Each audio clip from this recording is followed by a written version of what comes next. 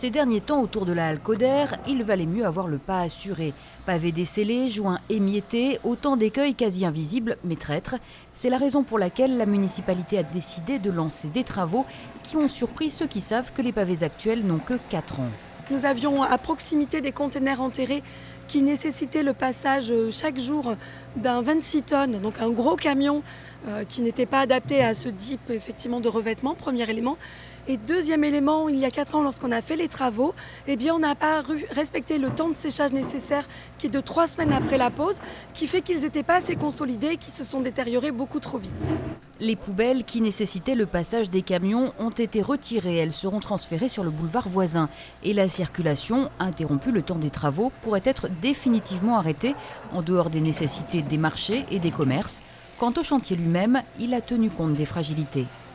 Toute la structure est affaiblie et tout le mortier de pose, le béton de pose, il était tout fissuré, c'est tout des petits bouts. On va bétonner dessous, on a un produit spécial pour fixer les pavés, pour l'empêcher de bouger. Et après les joints aussi, c'est que des produits spéciaux. Là, on va utiliser que des produits spéciaux pour essayer de stabiliser les pavés et puis que ça dure dans le temps, quoi.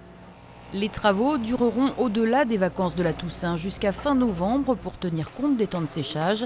La municipalité espère que cette fois-ci, les rues et places pavées resteront très longtemps en état.